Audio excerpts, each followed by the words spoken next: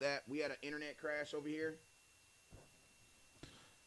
We just had a blackout right now, so sorry about that. Not a blackout, but our internet went down.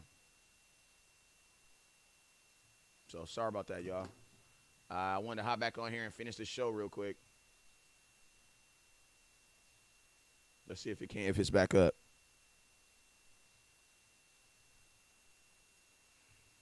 Spectrum internet, bro, is the worst, bro. It's the worst. It's the worst. Spectrum internet is the worst. I'm sorry.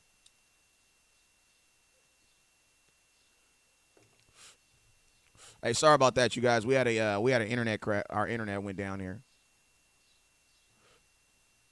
But yo, man, just to finish off this show, let everybody get back on here real quick. The question that we were asking. Sorry about that, you guys. My internet went down for a minute. Sorry about that, y'all. My internet went down. But like I was saying, people were asking me, like, what is this defense going to have to do in 2022? And to be honest with you, man, this defense is going to have to compensate for what the offense isn't able to do. Meaning this, if the offense is able to score consistently, and I'm not talking about score 45, 50 points, because I'm so tired of this conversation that people are having about the Cowboys was the number one the number one scoring offense in football. Yes, when you add up all the points at the end of the season, yes, we scored more actual points than everybody else. But that doesn't really mean anything when you score a lot of points versus teams that aren't good, bruh. Like, those are averages. Averages can make people feel like people are playing and doing better than what they actually are. You know what I'm saying? And I think Cowboys, as fans, we got so caught up in these averages. Cowboys have the highest point average per game. Yes, but we're not actually scoring that every game. What we're doing is we're scoring a whole bunch of points versus some bad teams. And then guess what?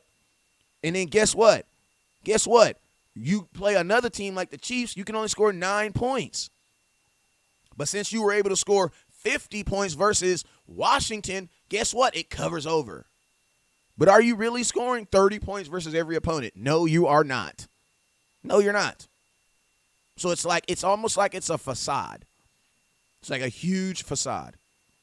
You know what I'm saying? So this defense, like, honestly, it's hard for me to answer the question of what is this defense going to be in 2022. It's hard for me to answer because I don't know what this offense is going to require of them. Like, I don't know. Like, if this offense has a problem driving the ball down the field, then guess what, man? This defense is going to have to be good this year. But I'm going to tell you guys something. A lot of teams that have really good offenses, they typically don't have really good defenses either because you can't afford both. You can't afford both. So, to answer the question, what is this defense going to do? What do I need my defense to do? I'm telling y'all this right now. I need my defense to be as good as this offense needs them. Like, that's what I need for my offense. For my defense. I need my defense to be as good as my offense needs them. What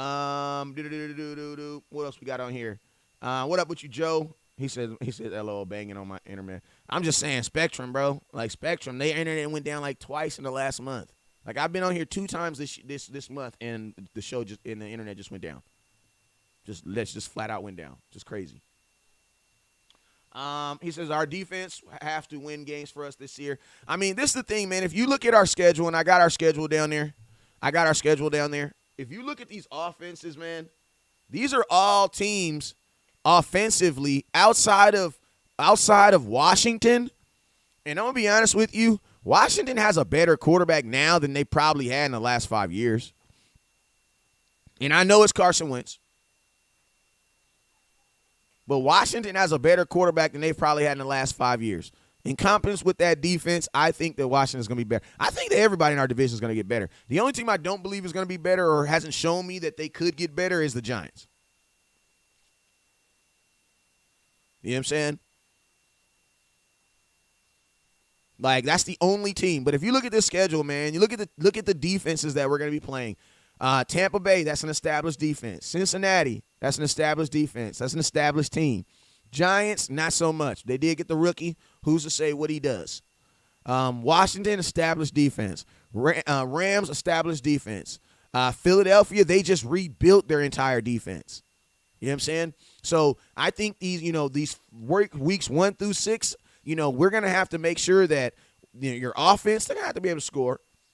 And then also your defense, the Dallas Cowboy defense, is going to have to be able to play, man. So he said the Eagles in Washington is much better. I believe so too. I mean, obviously it remains to be seen, but I definitely believe that I believe every team in our division got better this draft. You know what I'm saying? I believe even if it's not like by leaps and bounds, I believe for the most part, all the teams in our division got better. I feel like the Cowboys were probably the only team that's kind of like in flux simply because we took so many players that had question marks on them. But a lot of these teams just took flat out players that the consensus were these were good players. Cowboys, we did more, our draft was more, not saying that everybody was question mark, but we have some question marks on our draft. Like, we have some things that are going to remain to be seen. Whereas in a lot of these teams, they just drafted kids that were just consensus, just everybody just felt they were good players. So it's easier to gauge what they're going to be able to do. You know what I'm saying? It's easier to gauge what the Giants are going to be able to do with their first-round pick than versus what ours. Our first-round pick's not even playing the same position he played in college. You know what I'm saying? So there's movement. That's all I'm saying. There's movement. But I will say this, man. I will say this. This defense is going to be as good. It's going to have to be as good as your offense requires them. I'm going to be honest with you, man. I'm actually praying that the Dallas Cowboys defense isn't required to get 1,000 turnovers this year. Because that is just not the way that you really want to be playing in the NFL. Because when you're playing like that, it leaves you open to do what? Giving up a lot of points. You know what I'm saying? And I'm going to tell you this right here. When you're fishing for turnovers, everybody loves the turnovers, but nobody, loves the process of getting them. And guess what? In order to get a turnover sometimes you got to show like you're getting beat.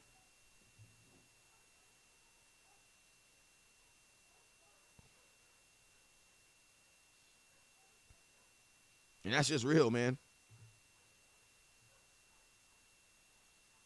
Like, there's a process. So it's like I'm hoping that 2022 that our offense can legitimately score consistently so that you can relieve some of that pressure off the Dallas Cowboys. Because we had a good defense last year, man. But what stumped this defense last year was what? The Dallas Cowboys' ability to do what? To be able to score consistently so that you could what? Keep this defense on the sidelines, man. You know what I'm saying? Hey, I got time for some questions, man. Hit the questions. Questions on this defense. Let me know. What are your questions on this defense?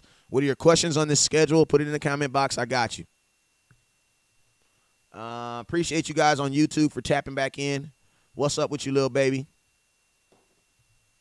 Appreciate you. Who else we got up here? Miss Cortez. Appreciate you for tapping in. He says, when we lost Cooper, we lost half of our offensive power. I don't know if we lost half of our – I think you lost a major asset in your passing game. And I think the loss of Cooper is huge for us because, bro, we are a team that realistically wants to throw the football. Like, the way you played last year, it almost made more sense to walk away from Zeke than it did Amari Cooper. Because, bro, you want to throw the football. Like, you want to throw the football. Like, that's just something that you want to do. Like, you want to throw the football. So, like, I am the type of person where it's like, well, bro, if you want to throw the football so bad, why don't you just do things that help you throw the football? Because that's what you want to do anyway. You know what I'm saying? So, to the diminishment, to allow Amari Cooper to leave, I feel like, in my opinion, a smart man would think that the Cowboys are going to run the football. Because a team that's going to pass the ball as much as the Cowboys did last year, you would assume that they would keep everything that helps them be a better passing football team. So for them to walk away from Amari Cooper makes me believe, or I have to believe at least, that the Dallas Cowboys are going to attempt to try to run the football primarily this year. And if they do that, man, then I think I'm going to be honest with you, man, I got to believe in that system because the Cowboys are a different team when we run the damn football, and that's facts. What my boy asked me, do you think Kelvin Joseph is capable? Capable of what? Playing all 17 games? I think that's the question you got to ask first with Kelvin Joseph.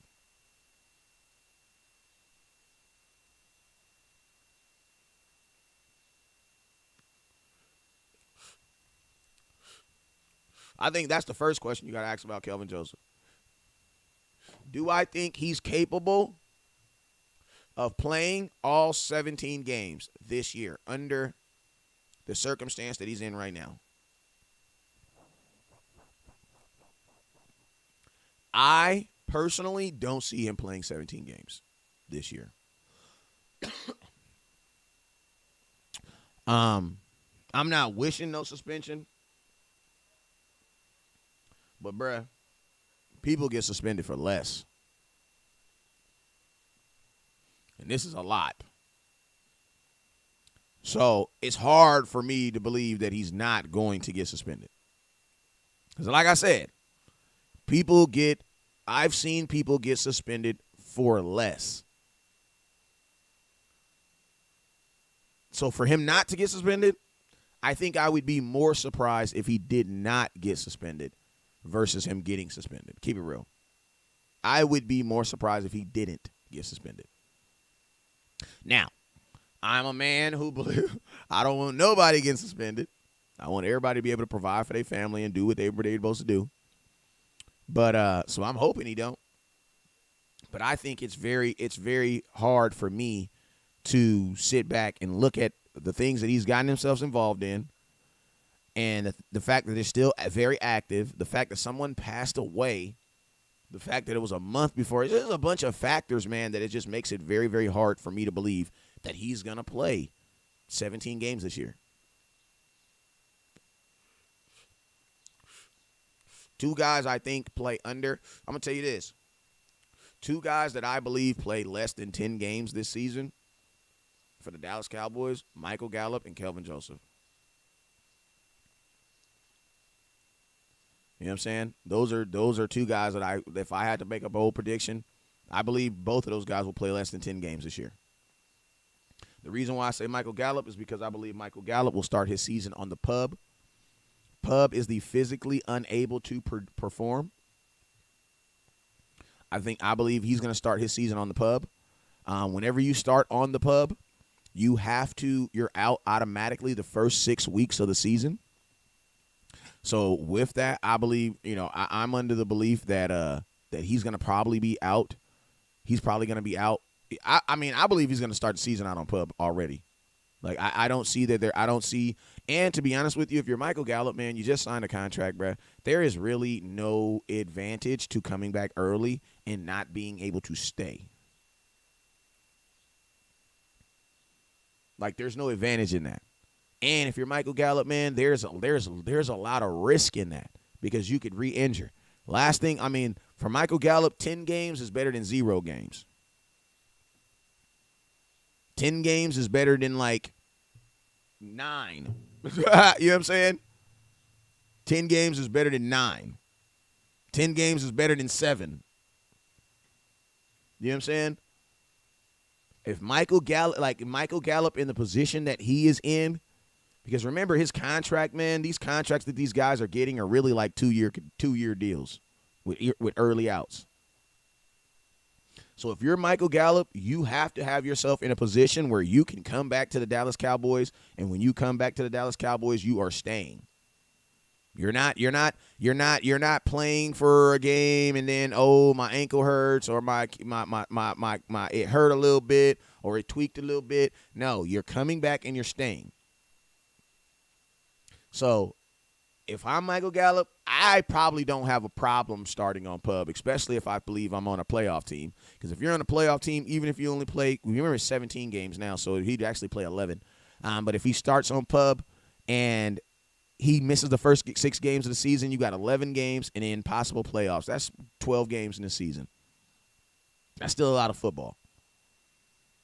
So if I had to say a bold prediction as far as Michael Gallup and Kelvin Joseph, I would say that both of those guys play under 11 games.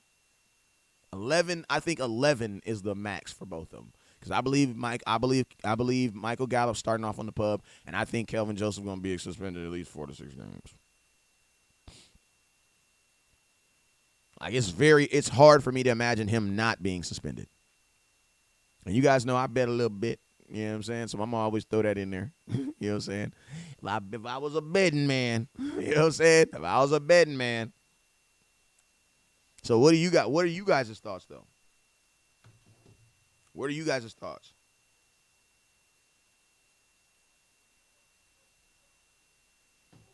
What are you guys' thoughts on that? What are you guys' thoughts on that? Have you heard it? I want to take my son a couple days. Training camp. I'm gonna tell you guys, I haven't heard anything. I haven't heard anything on the dates on training camp. If I had to look on my schedule, and I don't like giving out dates if I don't know them, because people like to make, they like making making schedules and stuff like that. And I don't want nobody making no schedule around something I tell you, because I don't know for sure. You know what I'm saying? But if I was looking at the training camp schedule, if I was looking at it, I would think that it's going to start on the 26th, July 26th.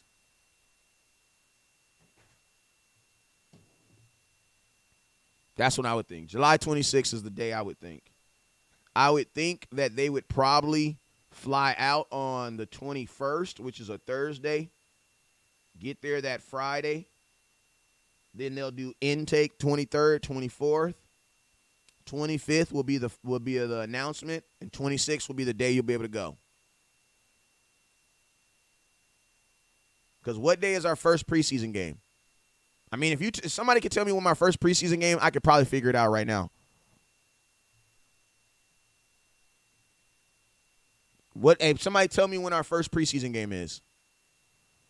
If somebody could tell me what your first preseason game is, and I could probably let you know. Hey, on YouTube, man, I don't know how it works on YouTube, but I need y'all to, if you can like and share on YouTube, I need you guys to hit that like and share button.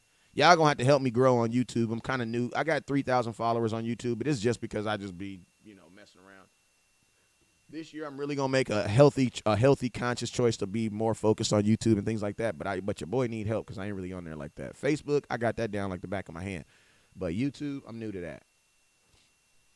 You feel me? But I'm going to help myself out by connecting with great podcasters. Like tonight, I got that boy Rome coming on. I got Rome coming on my show. We'll be live. So salute to my boy Rome. That's going to be dope. Then tomorrow, I got Jay Tuck.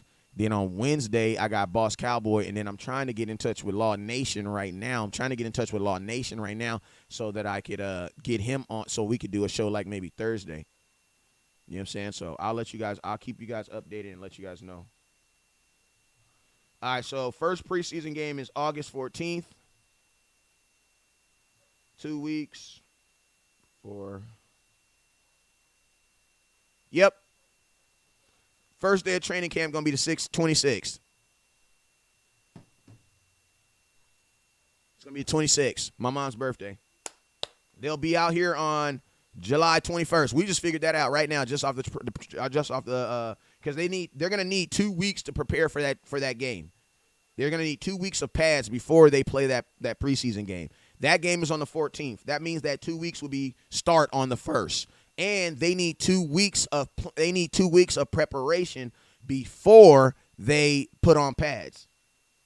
So that would put them around that'll put them, because the first week they're not going to be in pads at all. They'll just be in shirts and shimmels. So yeah, so I'm looking around.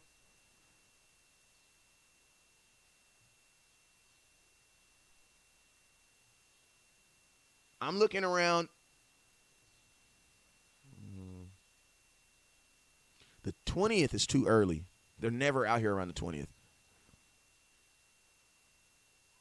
I would think it's going to be I think they're going to touch down into California around the 21st.